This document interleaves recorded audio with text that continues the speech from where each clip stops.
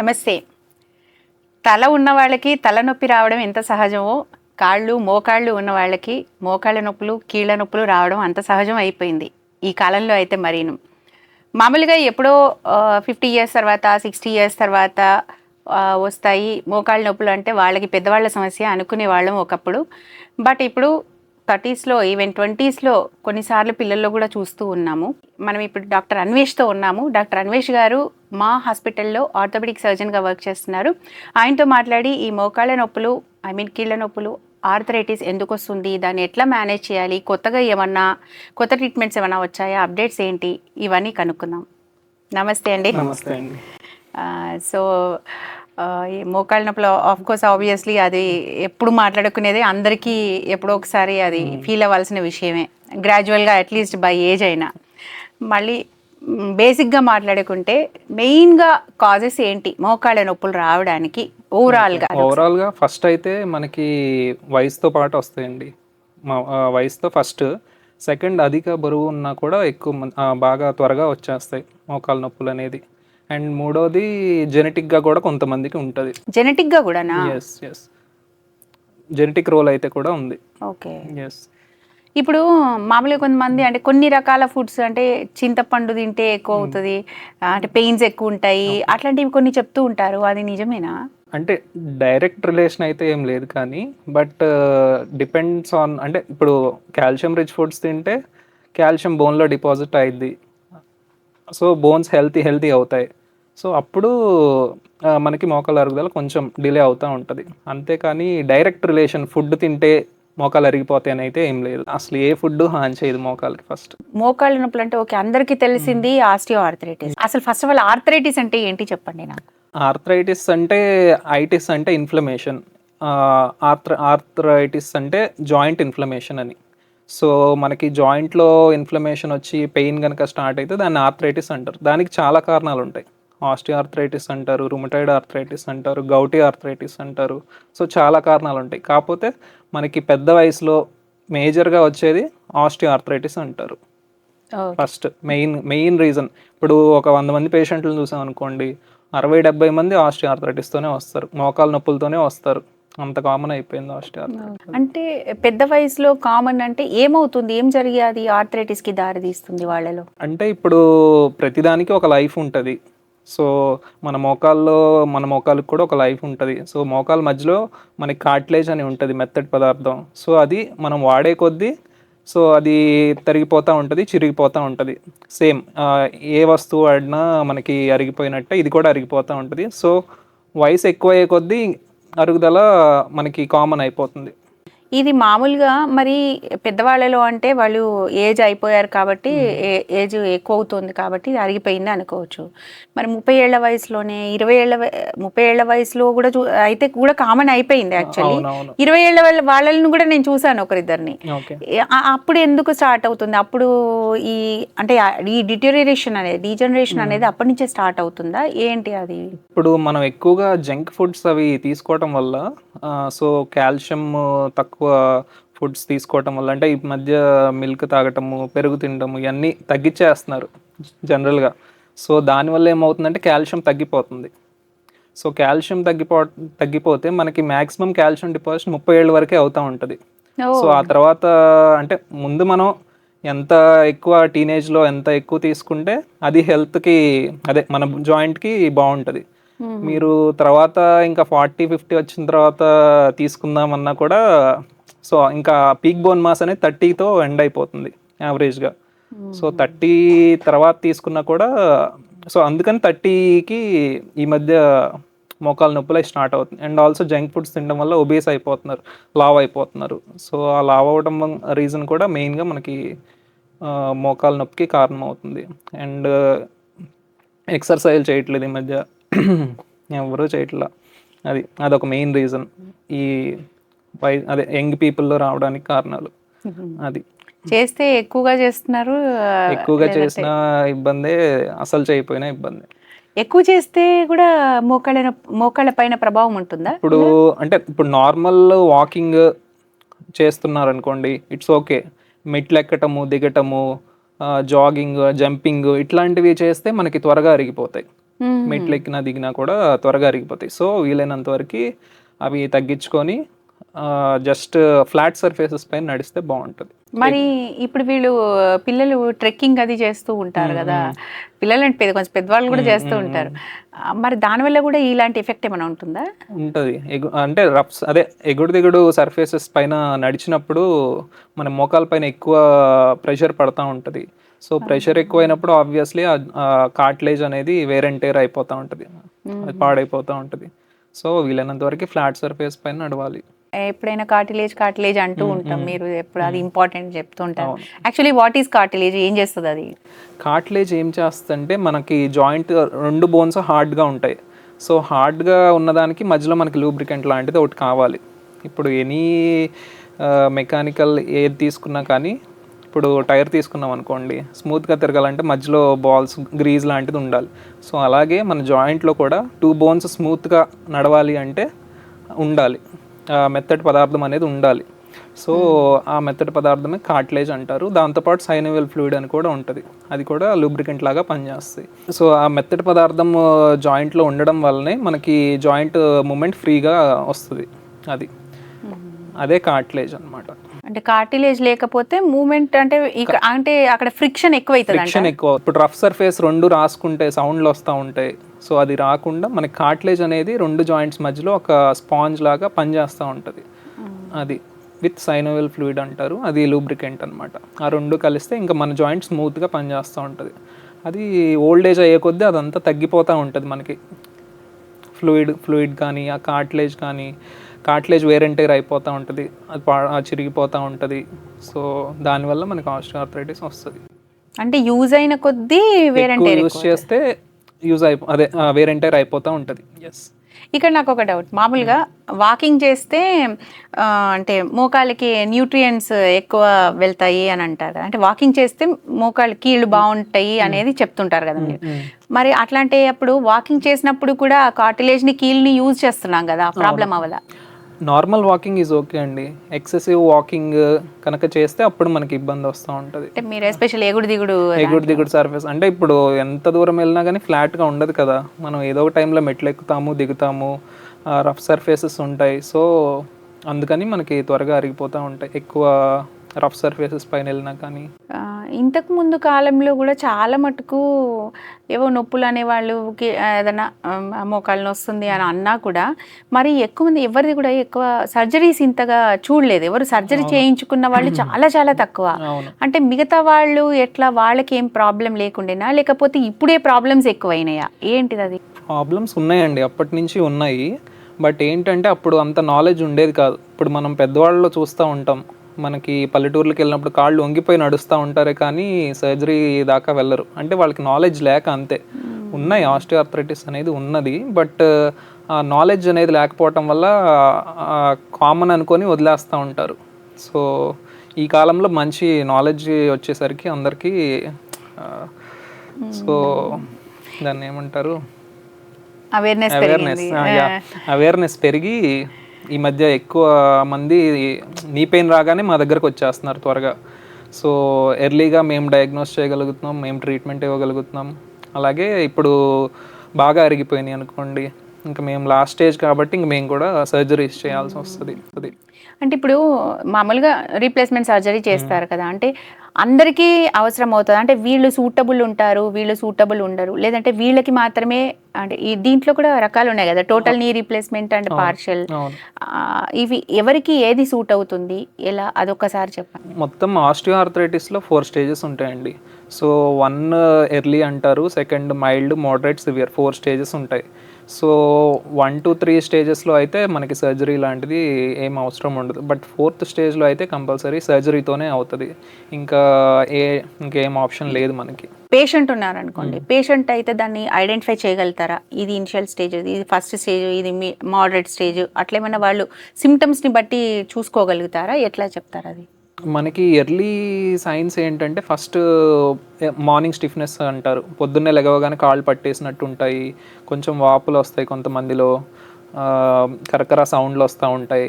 So దాన్ని బట్టి ఇప్పుడు కరకర సౌండ్ వచ్చిందంటే ఇంకా ఆల్మోస్ట్ 4th స్టేజ్ అన్నట్టే అనమాట. కొంతమందికి కాళ్ళు వంగిపోయి ఉంటాయి, అది కూడా 4th స్టేజ్. కర్కర సౌండ్ ఇంకా అడ్వాన్స్డ్ ఆర్థరైటిస్ అంటారు. సో ఫస్ట్ నీ పెయిన్స్ రాగానే మనకి ఒక ఎక్స్రే తీసుకుంటే మనకి క్లియర్గా తెలుస్తుంది. సో బయట నుంచి చూసి ఏ స్టేజ్ అనేది చెప్పడం కష్టం, బట్ ఆ లాస్ట్ స్టేజ్ అయితే చెప్పొచ్చు. ఆ సౌండ్స్ వచ్చినా కానీ, ఆ కాళ్ళు వంకరపోయి నడుస్తుంది, అది 4th అని చెప్పేయచ్చు. కానీ 1, 2, 3 ఎక్స్రే తీయాల్సింది. ఎక్స్రే తీసి ఏ స్టేజ్ అనేది చెప్పాలి. అంటే ఎక్స్రేల గ్యాప్ని బట్టి చెప్తారా? గ్యాప్ ఉంటుంది, ప్లస్ స్క్లిరోసిస్ అంటే బోన్ ఆస్టియోఫైట్స్ ఉంటాయి, స్క్లిరోసిస్ ఉంటాయి. సో ఎర్లీ స్టేజ్లోనేమో మనకి అంతగా ఎక్స్రేలో ఏం కనపడదు. స్టేజ్ 1లో, స్టేజ్ 2, 3లో మనకి గ్యాప్ తగ్గిపోతూ ఉంటుంది. 2కి 3కి బాగా తగ్గిపోద్ది. 4th అయితే అసలు కంప్లీట్గా ఉండదు. సో అప్పుడు మనకి సౌండ్స్ వస్తూ ఉంటాయి. నీ పెయిన్ రాగానే మేము చేసేది ఎగ్జామిన్ చేస్తాము. సో ఎగ్జామిన్ చేస్తే మనకి ఆల్మోస్ట్ తెలిసిపోతుంది. ఆస్టియోఆర్థరైటిస్ అని తెలుస్తుంది. క్రెపిటస్ ఉంటుంది, టెండర్నెస్ ఉంటుంది, పట్టుకుంటే కాల్ పెయిన్స్ అని చెప్తారు. సో ఆ తర్వాత మనకి ఎక్స్రే మేము ఆర్డర్ చేస్తాం. సో ఎక్స్రే చూసిన తర్వాత మనకి అది ఏ స్టేజో తెలిసిపోతుంది. దాన్ని బట్టి మనము మెడిసిన్సా, ఇంజెక్షన్సా, సర్జరీయా అనేది ప్లాన్ చేసుకోవచ్చు. ఓకే, దాన్ని బట్టి. ఇప్పుడు మరి పార్షియల్ నీ రీప్లేస్మెంట్ కూడా చేస్తారు కదా, అది ఎవరికి అవసరం అవుతుంది? పార్షియల్ నీ రీప్లేస్మెంట్ అంటే ఇప్పుడు మోకాల్లో 2 కాండైల్స్ అని ఉంటాయి. అది ఓన్లీ 1 సైడే అరిగిపోయి 1 సైడ్ నార్మల్ ఉంటే అప్పుడు మనం పార్షియల్ నీ రీప్లేస్మెంట్కి ఆప్ట్ చేస్తాము. 1 సైడే అరిగిపోతుంది వాళ్ళకి, 2వ సైడ్ నార్మల్గా ఉంటుంది. అచ్చా, అంటే మొత్తం తీయాల్సిన అవసరం మొత్తం ఓన్లీ 1 కాండైల్, అంటే 2 కాండైల్స్ ఉంటాయి నీలో, ఫీమర్ దగ్గర. సో మీడియల్ కాండైల్ని ఇన్నర్ సైడ్ అంటారు, లేటరల్ని అవుటర్ సైడ్ అంటారు. సో మోస్ట్లీ చాలా మందికి ఇన్నర్ సైడ్ అరిగిపోతుంది. సో ఓన్లీ ఆ ఒక్క కాండైల్నే తీసేసి మనం పార్షియల్ నీ రీప్లేస్మెంట్ చేస్తాం. ఇప్పుడు వాళ్ళకి మళ్ళీ తర్వాత ఇంకోటి అరిగిపోతే మళ్ళీ ఇంకోటి చేస్తారా? అంటే అప్పుడు మళ్ళీ రివిజన్ చేస్తామండి, రివిజన్ నీ రీప్లేస్మెంట్ అంటాము. అప్పుడు మొత్తం తీసేసి మళ్ళీ టోటల్ నీ రీప్లేస్మెంట్ చేస్తాం.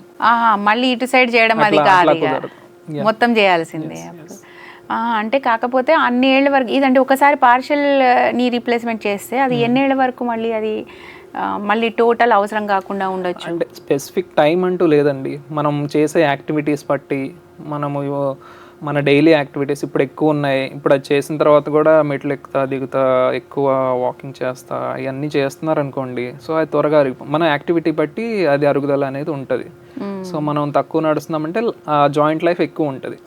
సో ఇది చేసిన తర్వాత యావరేజ్గా అయితే ఒక 15 years అలా ఉంటుంది. ఇంకోటి, ఇప్పుడు ఈ మధ్య కాలంలో మీరు 30sలో కూడా వస్తున్నాయి అంటే ఫుడ్ హ్యాబిట్స్ ఇవన్నీ చెప్పారు, రైట్? కొన్నిసార్లు చిన్న పిల్లల్లో, టీనేజ్ పిల్లల్లో కూడా మోకాళ్ళ నొప్పులు అంటూ ఉంటారు వాళ్ళు, అది ఎందుకంటారు? మోకాళ్ళ నొప్పులు టీనేజెస్లో అంటే దానికి వేరియస్ రీజన్స్ ఉంటాయండి. ఫస్ట్ మనకి ఎర్లీ 20sలో యంగ్ ఫీమేల్స్లో అయితే రుమటాయిడ్ ఆర్థరైటిస్ స్టార్ట్ అవుతుంది.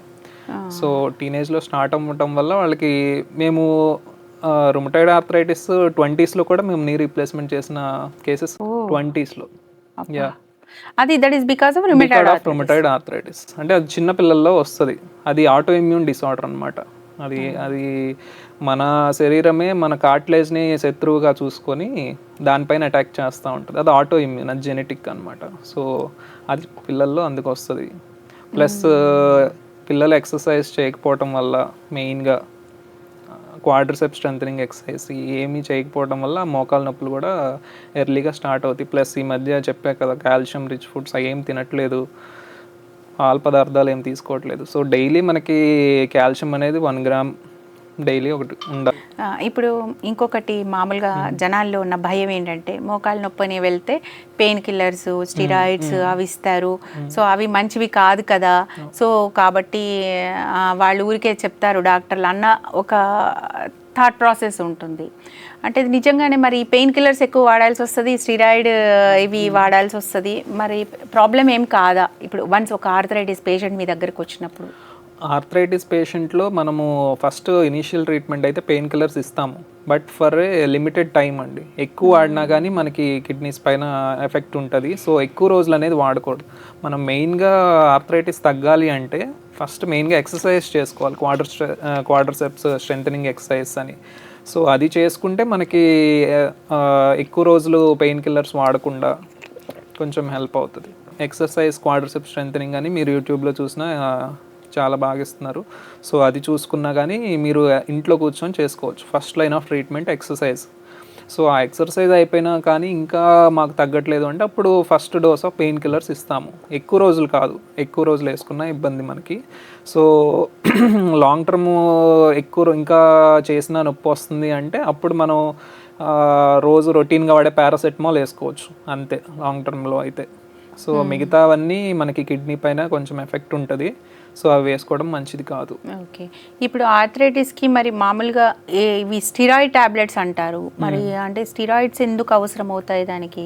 ఇప్పుడు మనకు ఆర్థరైటిస్ అంటేనే ఇన్ఫ్లమేషన్. సో ఇన్ఫ్లమేషన్కి మనకి మెయిన్ ట్రీట్మెంట్ ఈస్ ఆ ఇన్ఫ్లమేషన్ తగ్గించడానికి స్టిరాయిడ్స్ వాడతారు కొంతమంది, అందరూ వాడరు, కొంతమంది వాడతారు. సో ఆ స్టిరాయిడ్ వేసుకుంటే ఏంటంటే ఆ ఇన్ఫ్లమేషన్ తగ్గుతుంది.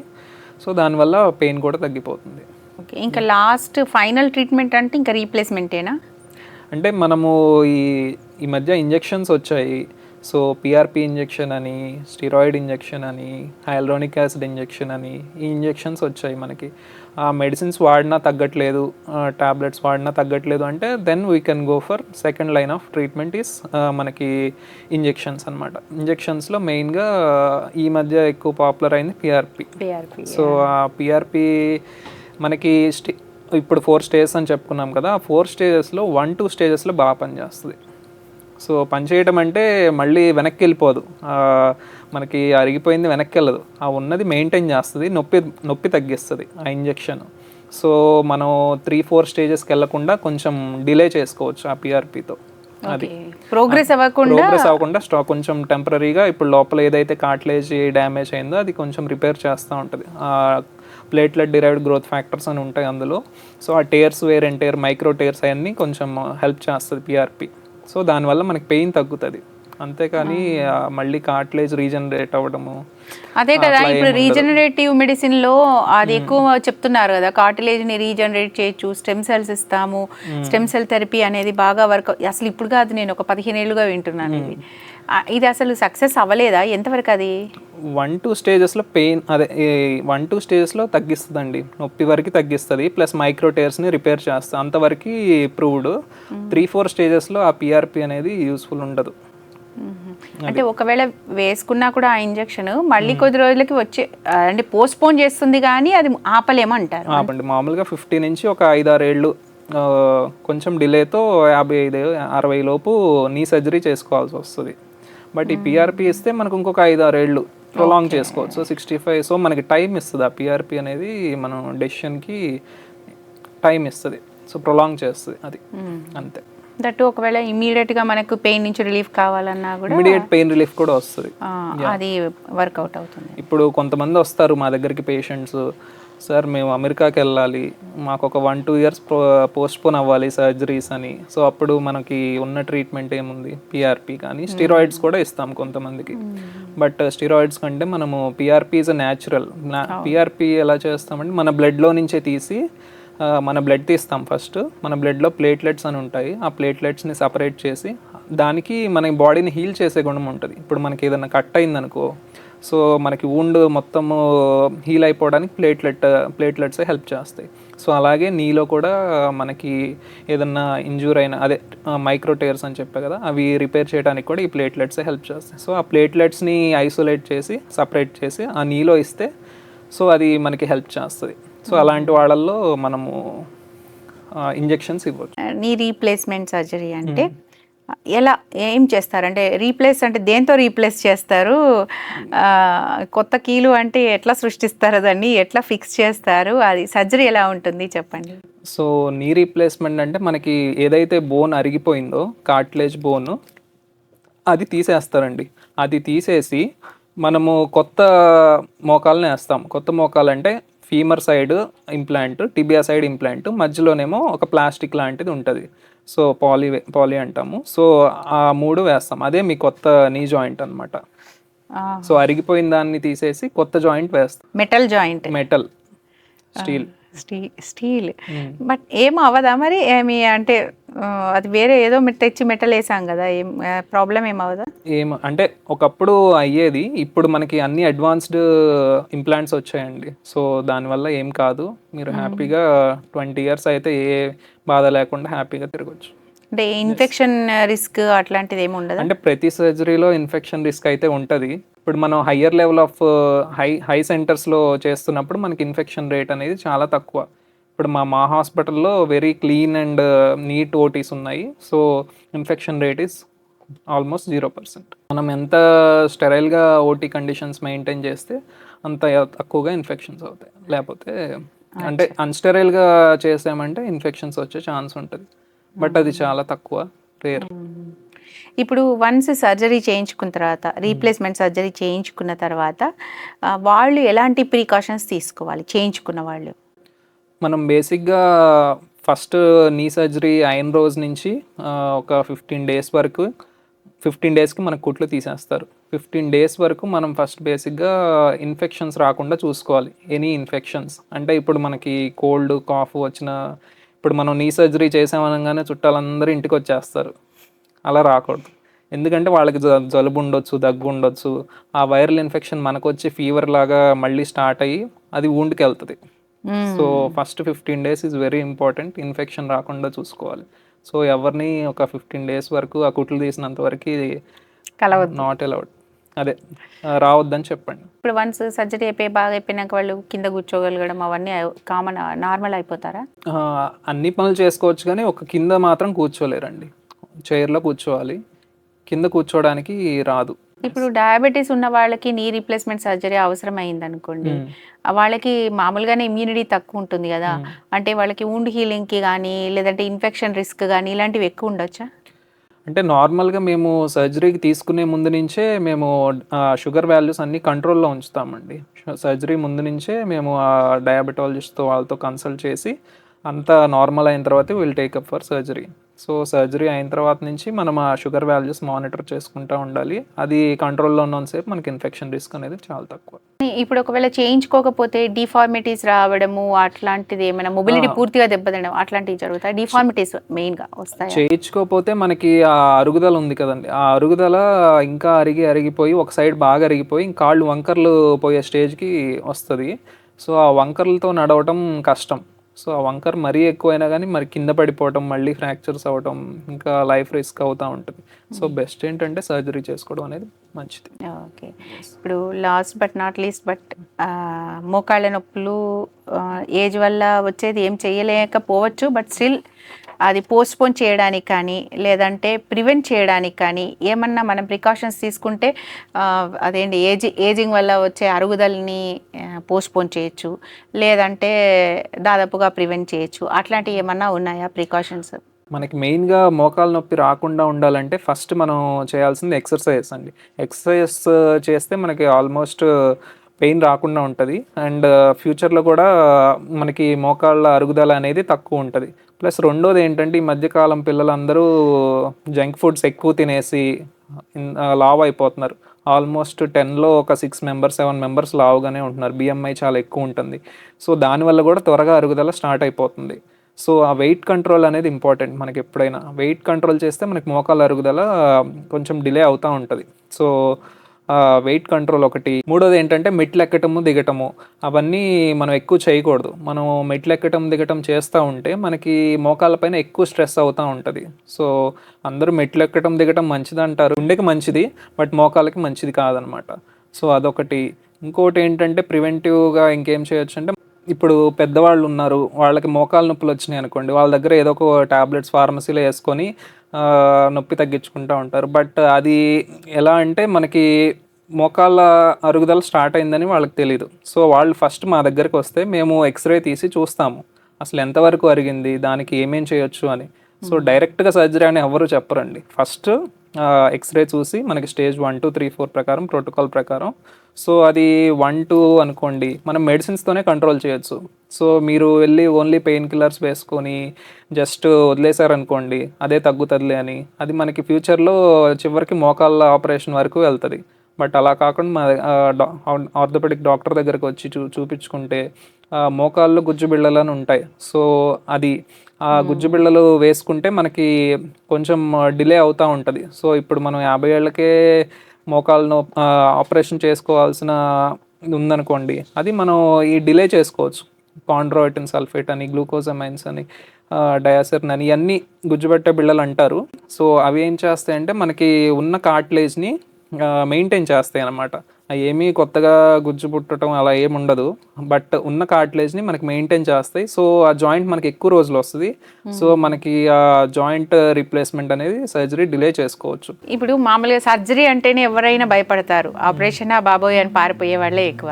ఇంకా దానితోడు నీ సర్జరీ అంటే అది కాళ్ళకి సర్జరీ అంటే పెయిన్తో ఎన్ని రోజులు, దాని తర్వాత కూడా నడవరాకుండా అయిపోతుందేమో, మంచంలోనే రెస్ట్ తీసుకోవాలేమో ఎక్కువ రోజులు, పెయిన్తో ఎంత అవస్థపడాలో అని భయపడే వాళ్ళు ఎక్కువ మంది ఉంటుంటారు.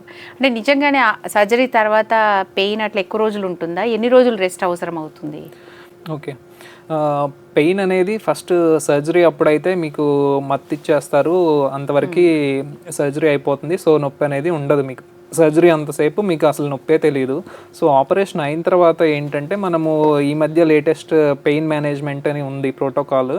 సో దానివల్ల మీరు మ్యాక్సిమమ్ పెయిన్ వస్తే ఆ ఒకరోజు నైట్ వస్తుంది ఆర్ నెక్స్ట్ డే వరకు ఉంటుంది, అంతే. 1 or 2 days మ్యాక్సిమం. అది కూడా భరించలేనిది కాదు, మేనేజబుల్ పెయినే అండి అది. తర్వాత మేము నెక్స్ట్ డే నుంచి ట్యాబ్లెట్స్తోనే మేనేజ్ అయిపోతుంది. సో ఆ తర్వాత రోజు నుంచి మీకు అంత నొప్పి ఏం తెలియదండి. సో ఫస్ట్ రోజు నుంచే మీకు వాకింగ్ చేపిస్తాము, మొదటి రోజు నుంచే వాకింగ్ చేపిస్తాము. సో నెక్స్ట్ 2 daysలోనే క్లైంబింగ్ స్టైర్స్, మెట్లు ఎక్కించటము, మెట్లు దిగటము అవన్నీ చేస్తారు. మీ పనులు మీరు చేసుకోగలుగుతారు. నొప్పి అయితే ఫస్ట్ 1 or 2 days అండి, అంతే. అంతకు మించి ఉండదు. ఆ పాతకాలంలో చెప్పినట్టు వారం, 10 రోజులు, నెల రోజులు ఇట్లా ఏమి ఉండదు. మ్యాక్సిమం 1-2 రోజులు అంతే. అది కూడా భరించగలిగేది. మేము ఇప్పుడు వచ్చిన లేటెస్ట్ అడ్వాన్స్మెంట్ పెయిన్ మేనేజ్మెంట్ ప్రోటోకాల్స్లో అవి కూడా అంత పెయిన్ ఏమి ఉండదండి. అది మరి మెట్లు ఎక్కించడం దిగించడం చేస్తామని అంటున్నారు, చేయకూడదు అంటారు కదా మరి సర్జరీ తర్వాత?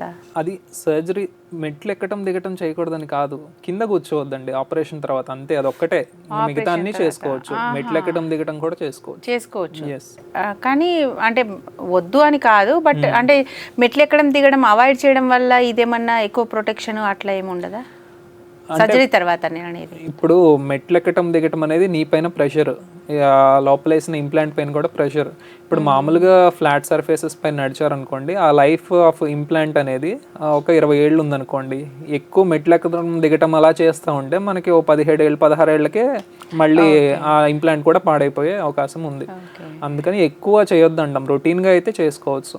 మరి రెస్ట్రిక్షన్ కాదు, రెస్ట్రిక్షన్ ఏం కాదు. రెస్ట్రిక్షన్ ఏంటంటే కింద కూర్చోవద్దు, అది ఒక్కటే అండి, ఇంకేం లేదు. ఆపరేషన్ తర్వాత మనం కింద నేలపైన కూర్చోవడం చేయకూడదు, అంతే. ఇండియన్ టాయిలెట్ కూడా వాడద్దు? ఇండియన్ టాయిలెట్ కూడా వాడకూడదు. అది కింద కూర్చోనే పొజిషన్ ఏది కూడా చేయొద్దు, అంతే. అది మెయిన్ ఇంపార్టెంట్, మెయిన్ అండి. అందరికీ అంటే ఒక క్లారిటీ వచ్చిందని అనుకుంటున్నాను. Thank you sir, thank you so much. Thank you.